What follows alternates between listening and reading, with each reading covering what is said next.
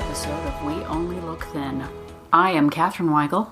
And I am Donald Weigel. And there is nothing about this episode that is special. I just wanted to say it like this because it sounds special. It's just a regular episode, Yay, everybody. Psych. Sorry to fool you like that. It's a little bait and switch. It is. There's no calories in baiting.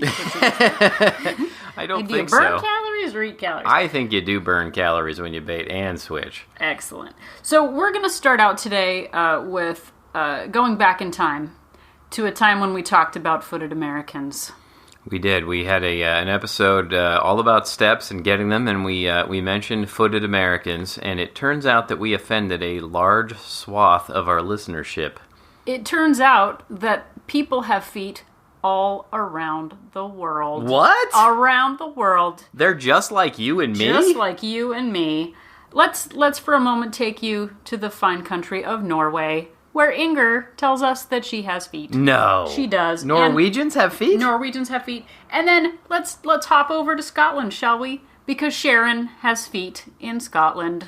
What? And uses them to walk with her feet. That is crazy. I've seen, bagpipes and heard about haggis, but never feet. Now we're going to go over to Taiwan, where Charlotte tells us she has feet. And then we're going to hop, skip, and jump without a passport over to Australia. No. People in Australia have feet. No, down under? Down under. Carrie has feet in Australia, as does Mari. So, if you have feet, and you're in a country that is not the U.S. of America A, tell us about it. Do you have feet? What do you use them for? Have you walked with them? Yeah, so instead of calling people footed Americans from now on, I think we should refer to them as footed earthlings. I think that is lovely, and that is no disrespect to your Alpha Centaurians, your Betelgeuzes. Your Betelgeuzes, yes. We've just gotten an email from Beetlejuice. Is it Beetlejuice or Betelgeuse? Well, it's Beetlejuice in the movie Beetlejuice, but I think it's Betelgeuse or something, and I don't know, we're getting way off topic at this point. Nerd! Exactly. So if you have feet, and you have used them in other countries, if you have seen other feet in other countries... All right. Speaking of stepping, I would like to admit something. I'd like to let everyone behind the curtain.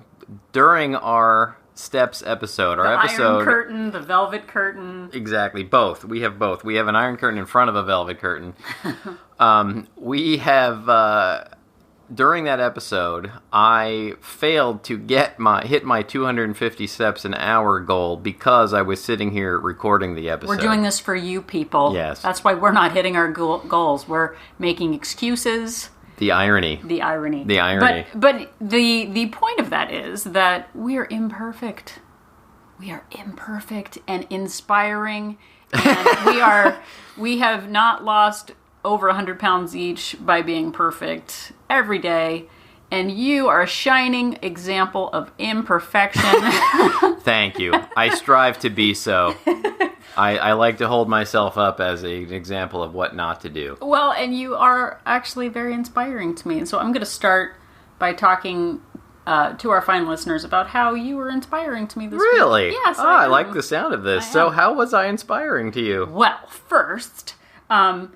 Actually, you have been very inspiring to me because I've had, as my hashtag wishy-washy friends know, I am all over the place all the time, and I had a couple of great days this week and then a couple of dumpster fire days this week, and you inspired me because you are working really super long hours.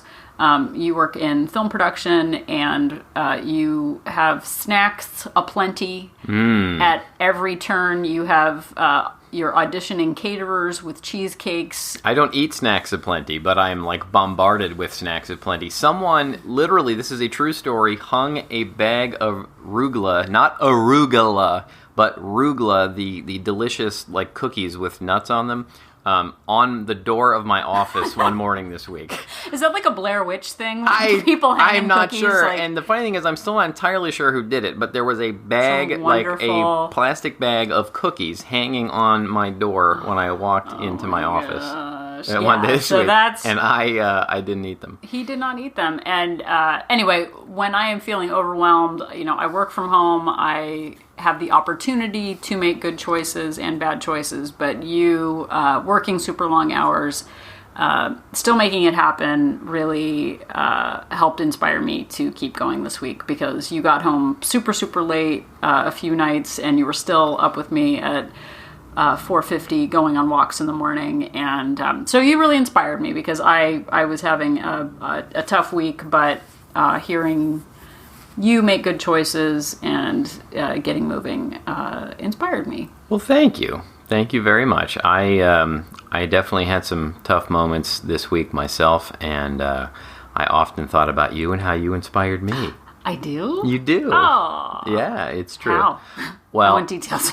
I am inspired all the time about how you deal with the day-to-day stress of raising our daughter, and having to make food for her and watching her eat whatever she wants, and like a delicious cheesecake. And by the way, not whatever she wants, but she is a very strange person, because I don't know if you've ever experienced this. Our daughter stops eating when she's full. I can't even imagine. Food, like last night, I made her chicken and cheese quesadillas. She ate about half of it, and I was like, is something wrong? Is it poison? Because I would have just eaten the whole thing. Yeah. And I didn't. Yeah, I was raised that you eat everything on your plate, and I did. And it really wasn't a problem for me to eat everything on my plate. So let's talk more about how I'm inspiring to you. I'm just hustling, getting it done. Hustling and getting it done. No, but it's true. I mean, you've lost over 100 pounds dealing with the day-to-day. I'm at work a lot during a lot of this, and you have to deal with the day-to-day of having, her food in front of you, and the stress of her and your work and everything else, and you still manage to keep it together. Well, it is, when I started this, I definitely ate in secret a lot, or I would eat her scrap food. Not proud, but I would cut the crusts off of her sandwiches and eat them. And I'm like, what kind of trash panda am I that I'm eating?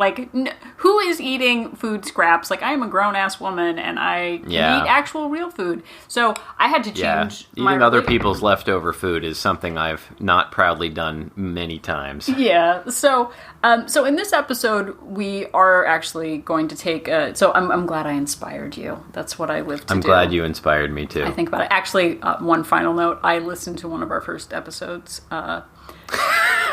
yesterday, and us being inspiring in the past inspired me yesterday. I was like, look at me being inspiring in the past. I think we've crossed the line between pretending that we think we're inspiring to actually thinking we're inspiring. Well, I think I'm all over the place, and so to hear a version of me in the past that actually is focused and engaged inspired me. So I'm inspiring myself by my own thing. Okay. All right. Today we are going to talk about actual real practical changes that we have made in our the way we eat, because 2 years ago eating trash scraps of food was de rigueur. Whoa, I have no idea what that means. That it is French, and you will learn about it in a future episode. But really, I mean, we in a previous episode, we talked about kind of the bigger picture lifestyle changes, emotional eating, not lying to ourselves, and those are kind of amorphous. But people also ask us, what practically have you done to change the way you eat? So we're going to dive a little deeper into that today. So Donald, do you, or I don't know, should this is live, real television, people.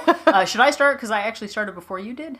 Sure. Okay, I'll start. That sounds good. I like it. And just to take you into the Wayback Machine, I was at a point where I didn't care. I cared, but I had just given up. I was just letting myself, eat whatever I wanted and doing nothing and getting, no exercise, and I just let myself get heavier and heavier. And Catherine, though, had kind of gotten her head on straight. Yeah. So I started this in January of 2016, and I know we've talked about in the past that, I tried lots of different plans. I tried restrictive calorie counting, Atkins, Weight Watchers, shake, meal, shake situations. And by December of 2015, I was having a glass of wine every night. I was eating probably 1,500 calories of hummus and crackers every night. And that's on top of meals. That's on top of, like, meal and secret meal and kid food scraps and, like, I'm not really painting. No. I'm like a black hole of just garbage. So when I started in January, I decided that I just needed to count calories. That was kind of the base level direction for me. I didn't know, I didn't have a hard plan. I didn't say I wasn't going to eat sugar or flour or, do a long-term fix. But what I did know was that counting calories in the past had helped me. So I had gotten a Fitbit the previous year, which I put back on. I used my Fitbit app, which has a food tracking option. And my goal was to just eat in deficit of what my Fitbit said I was burning. So based on the number of steps I was getting, I was estimating a burn of a certain number of calories. And there's a function in it where it says, do you want to lose weight? Do you want to maintain your weight? And it tells you, it kind of suggests how many calories you should get in a day. So all I was doing was eating at a deficit to what it said I was burning. So if it said I was burning 2,500 calories in a day, I would try to stay, it gives you sort of like a little like green, yellow, red, stop, go, moderate thing. And I honestly didn't count calories to a point. I just counted it to a deficit. So if I had a day that was 2,500 calories, I would eat 2,000 calories. So let me get this straight. You were trying to burn more calories than you were taking in. I never thought of it that way, but yes. That sounds like one weird trick. It is one weird trick.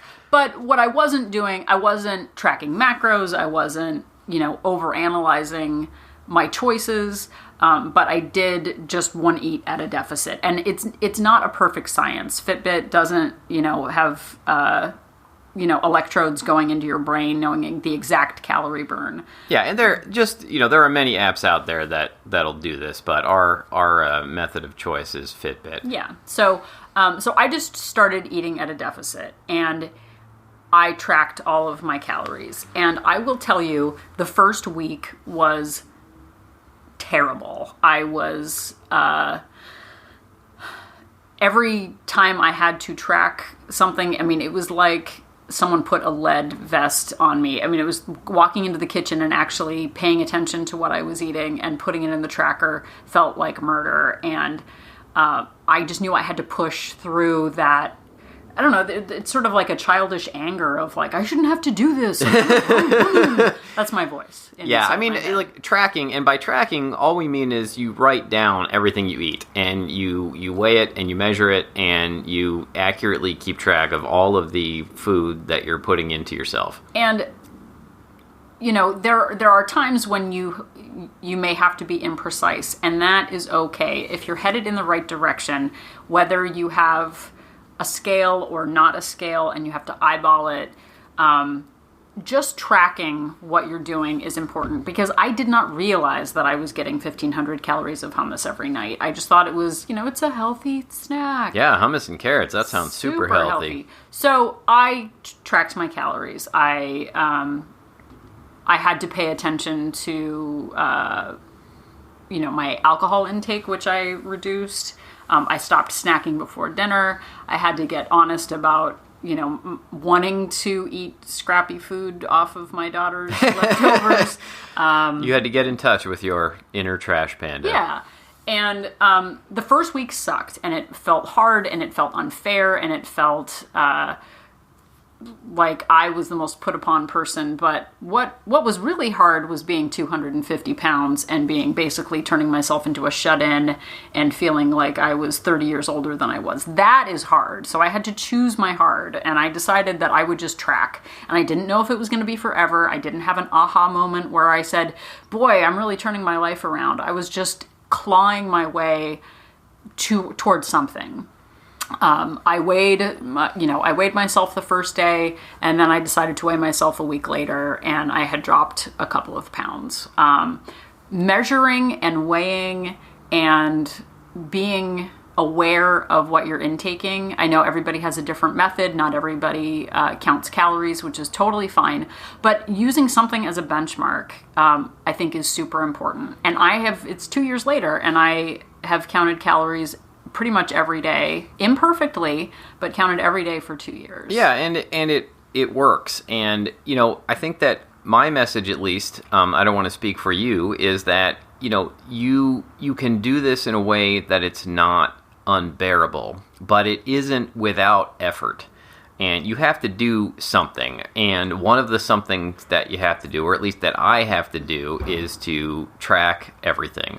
And I can't be guessing as to how many calories I'm bringing in, because I will guess wrong. And I have found that out through a lot of trial and error.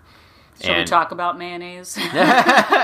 Well, I think I have talked about mayonnaise, but mayonnaise in particular, for a long time I was eyeballing it. I love mayonnaise, by the way. I was eyeballing it, and then I started actually measuring it into, teaspoons and tablespoons, and it turns out that my eyeballs were much larger than an actual teaspoon. Yeah. Or something.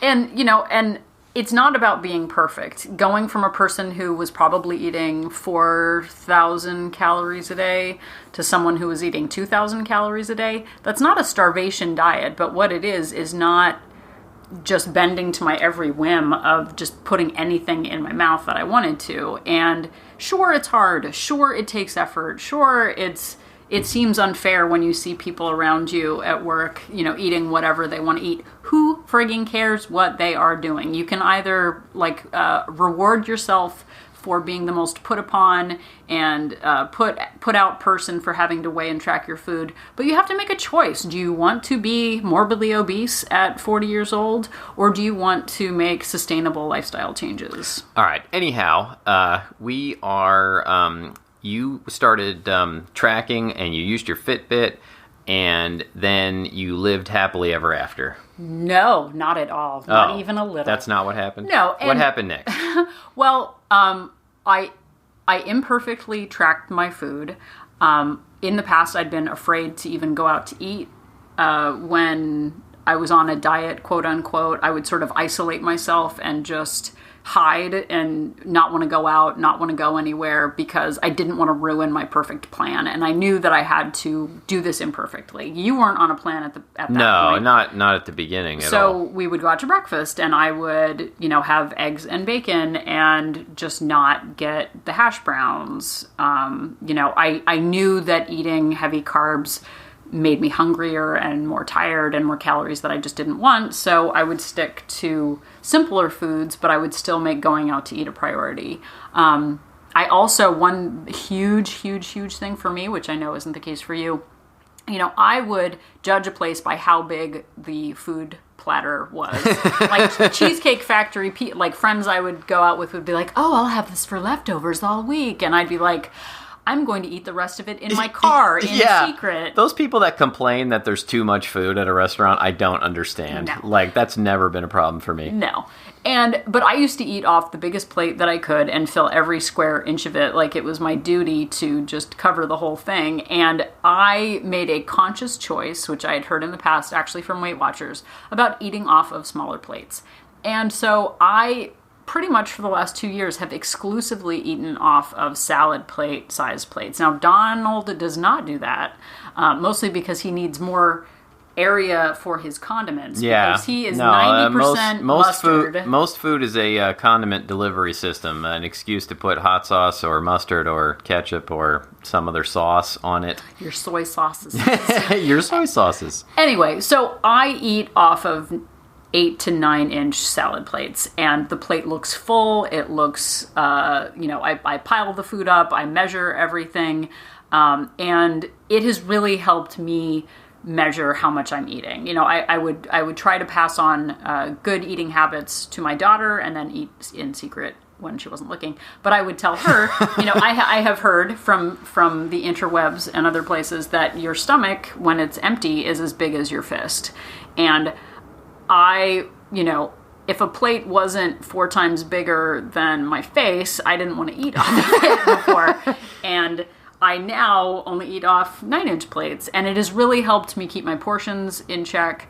Counting calories has helped me keep my portions in check. We've gone on trips away for weekends where we've eaten real food. I don't estimate everything perfectly. It's not really what matters. You know, 2 days away for a special weekend or family in town for a weekend, I've been imperfect. I've estimated, okay, I probably ate 4,000 calories today.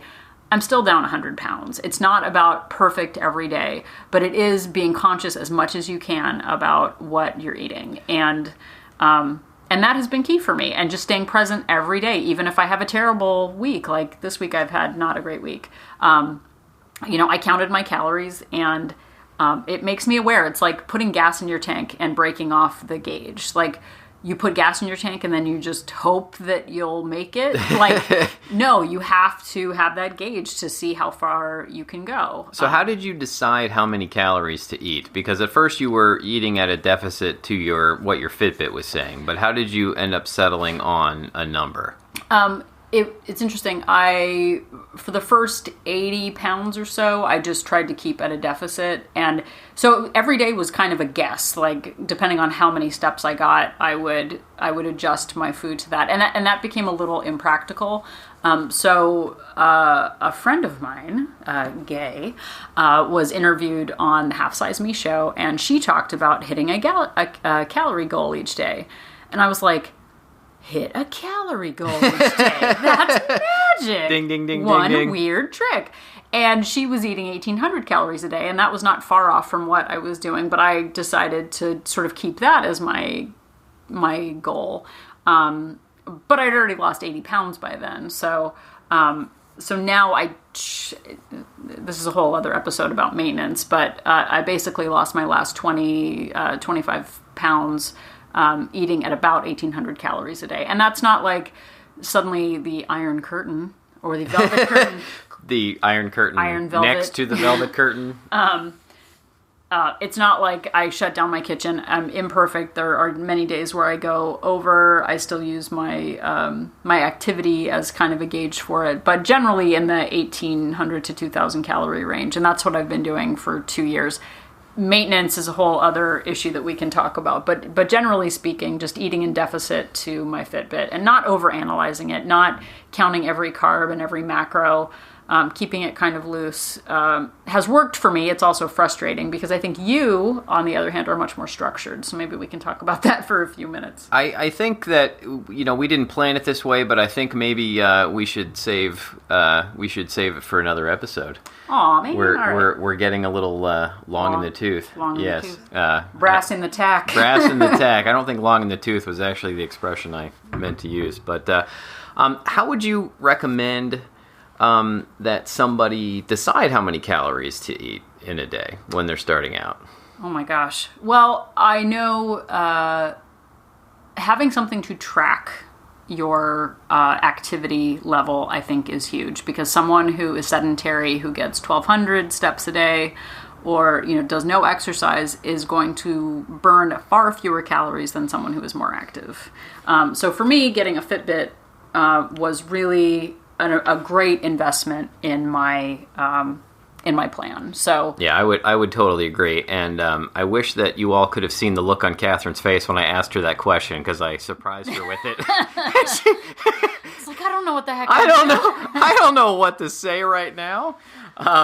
So I think before we go, we're going to wrap this episode up, and we will continue this on future episodes, getting more detailed into our particular exact plans and what we do.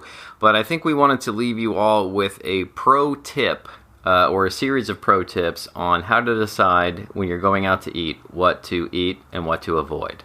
So there are people out there who are naturally slender. make helpful choices. We are not those people. No. But here are just a few buzzwords, if you will, in the industry that might help guide you toward better decisions. So this isn't about being perfect, but maybe you want to consider limiting these phrases in your food choices this week. So number one, watch out for the word jumbo. If something is jumbo, maybe not have more than one of the jumbos. and probably not more than once every so often. When you're thinking about the word eat, also try and avoid the phrase all you can in front of it. Yeah, nobody, all you can eat, that sounds like a dare. Yeah. And, I'm all about the dares. All I can eat? Let's bring it on. I'll be there until security comes and escorts me out off the property. So, also, in sophisticated society, I think the word corral, when you're talking about, a golden corral or a silver... Silver stables? Silver stables. Watch out for the dare of all you can eat. Nothing's free. Yeah. Nothing's free. You're not getting your money's worth. Yeah, the buffet, and to bring in more footed earthlings, the smorgasbord. Exactly. Our friends from Sweden invented. Yeah, and, anything that says, endless. Endless bowl of endless... Endless or bottomless. Bottomless. The bottomless mimosa. It's probably a bad idea. Yeah. Also, watch out for the two Bs. Your buckets and baskets. Nothing sophisticated ever happened in a bucket or a basket. So just limit it. I'm not saying you can't eat out of a bucket, but maybe just consider Audrey Hepburn. Did she eat out of buckets all day? I'm saying probably not. I'm imagining Audrey Hepburn never had a bucket or a basket of anything. No. So we're gonna end there. Just watch out for those jumbo words, your corrals, your buckets and baskets. Just limit your intake of those. Think about a smaller plate, won't you? And remember, as you're moving forward this week, that Catherine and I are an inspiration. Asian.